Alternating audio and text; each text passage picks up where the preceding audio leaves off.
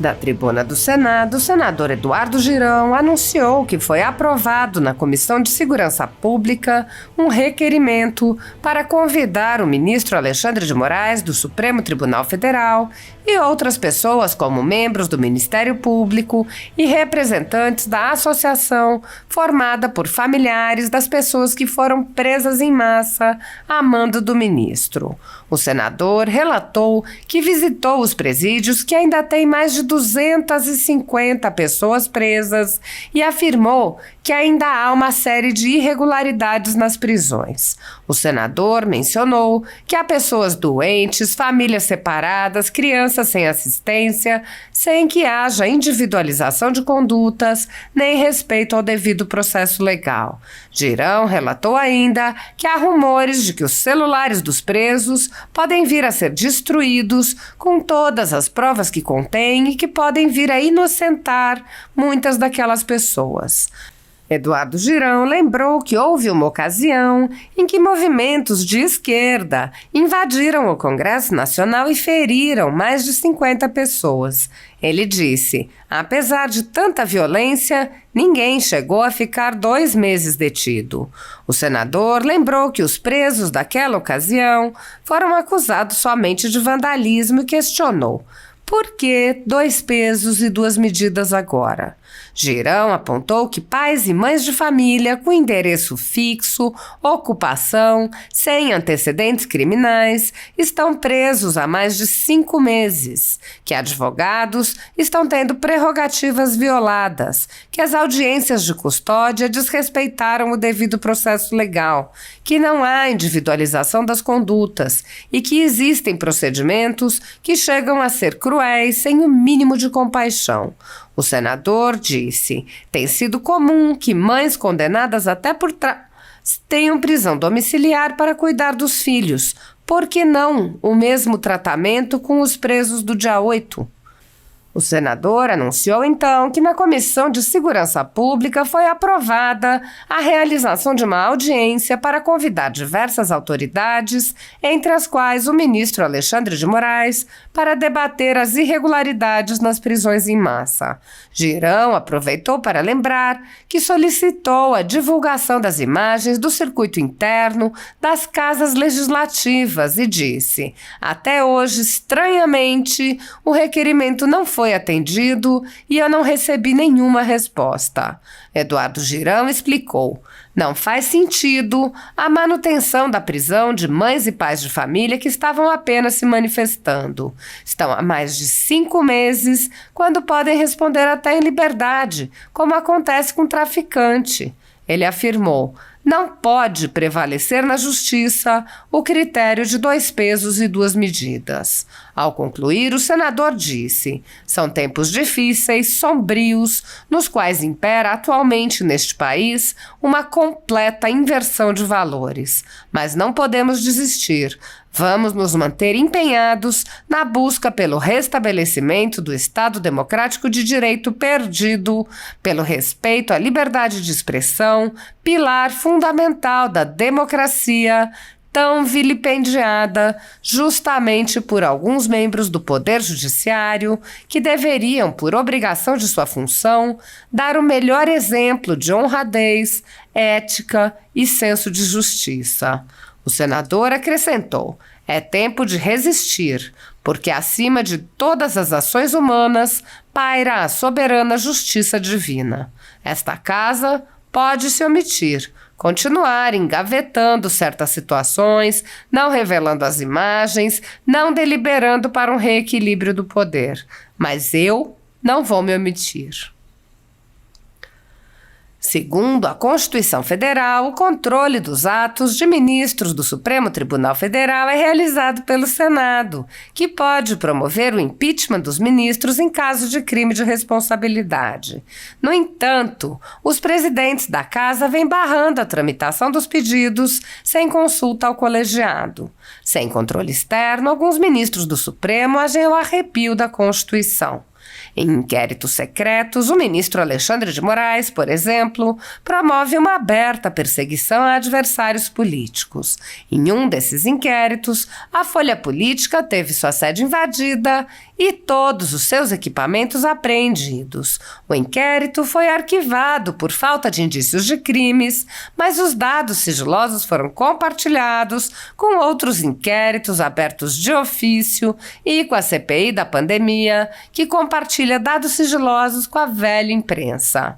Sem justificativa jurídica, o ministro Luiz Felipe Salomão, ex-corregedor do TSE, confiscou toda a renda da Folha Política e de outros sites e canais conservadores para impedir suas atividades. A decisão teve o aplauso e o respaldo dos ministros Luiz Roberto Barroso, Alexandre de Moraes e Edson Fachin.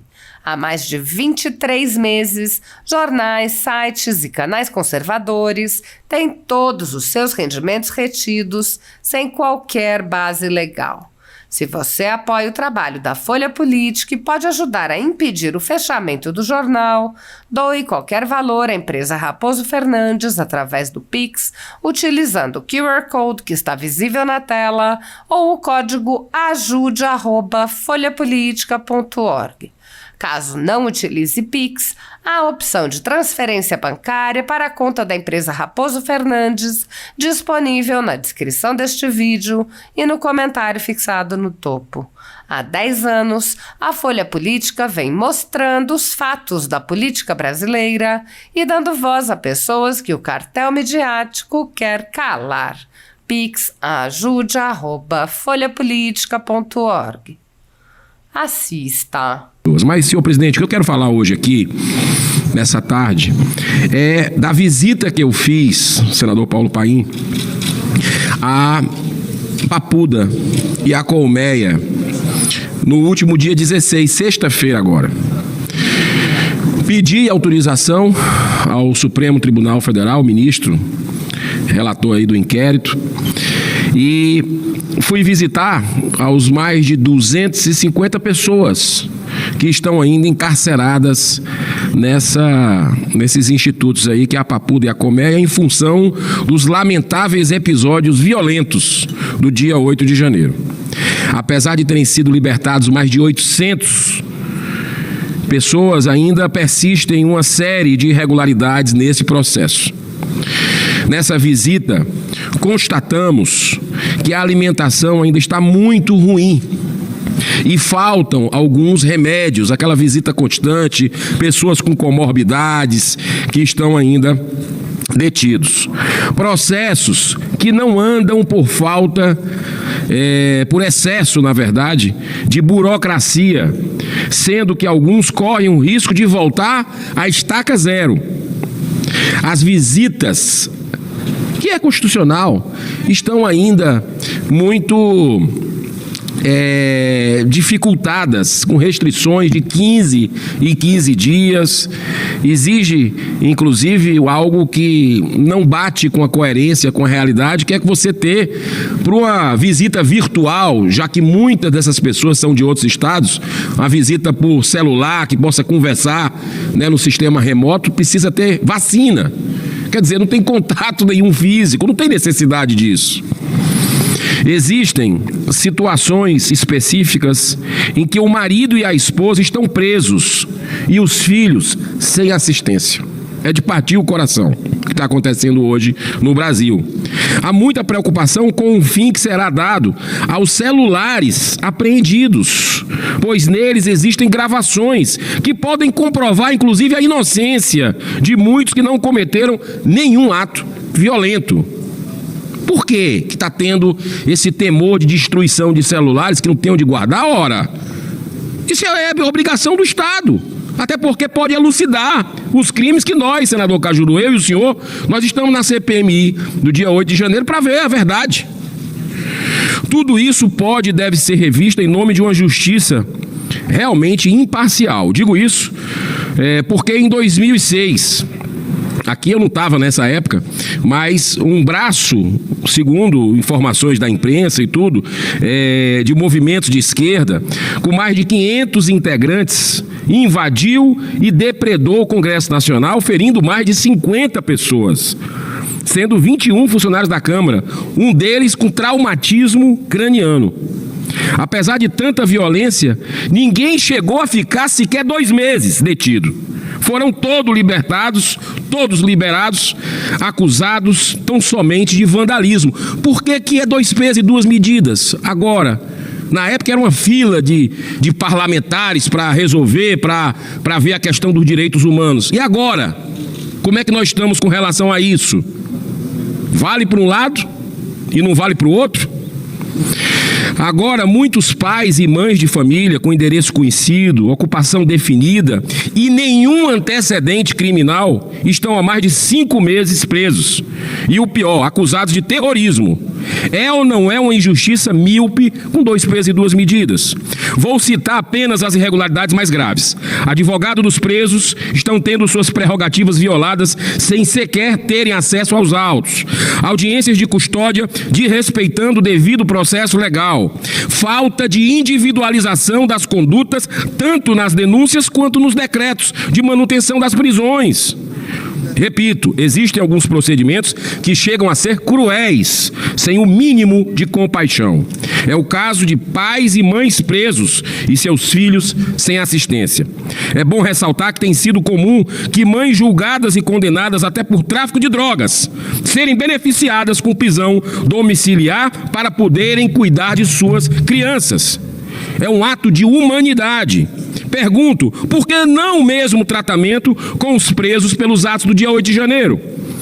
Para trazer luz e buscar soluções, aprovamos a realização, e eu quero agradecer ao senador Cajuru, que não por acaso estava presidindo a sessão no momento, e nós conseguimos aprovar, lá na Comissão de Segurança Pública, uma audiência na qual serão convidadas diversas autoridades, representando a OAB, a Polícia Federal, a PGR, o Ministério dos Direitos Humanos, a Associação dos Familiares e Vítimas do dia 8, advogados dos presos, além de juristas, especialistas e até o ministro do STF, que respeitosamente nós convidamos.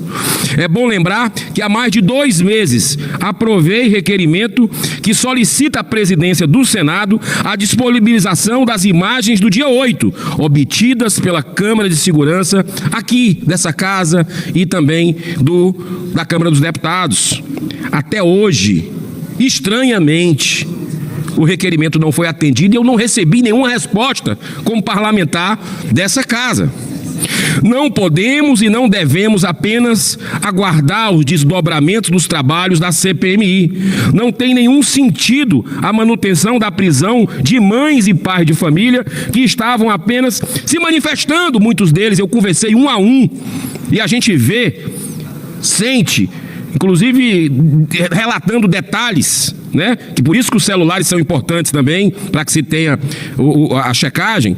As pessoas estão há mais de 5 meses, quando podem estar respondendo até em liberdade, como acontece com o traficante. Não pode prevalecer na justiça o critério de 2 pesos e 2 medidas, com escandalosas incoerências, como é o caso do ex-governador do Rio de Janeiro, Sérgio Cabral, condenado em 3 instâncias a 425 anos, pelos seguintes crimes: corrupção ativa e passiva, lavagem de dinheiro, formação de cartel, fraudes em licitações, evasão de divisas e organização criminosa.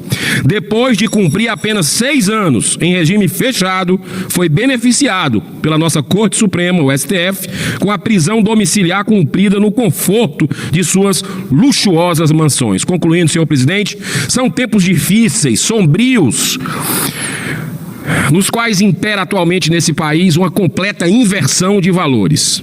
Mas não podemos desistir.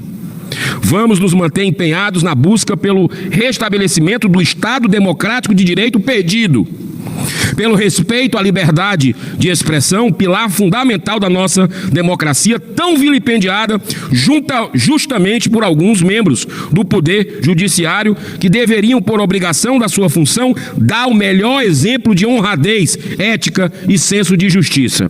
Aproveitando o último minuto, pela benevolência do presidente, meu amigo senador veneziano Vital do Rego, não vou passar desse 1 minuto, É tempo de resistir, porque acima de todas as ações humanas paira a soberana justiça divina.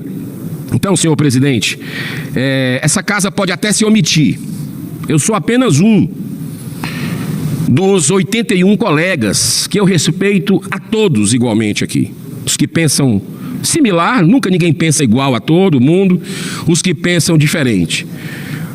Essa casa pode se omitir, continuar engavetando certas situações, não revelando as imagens, não deliberando para um reequilíbrio do poder. Mas eu não vou me omitir. Muito obrigado, senhor presidente, que Deus abençoe essa casa que tem quase 200 anos na República. Muita paz.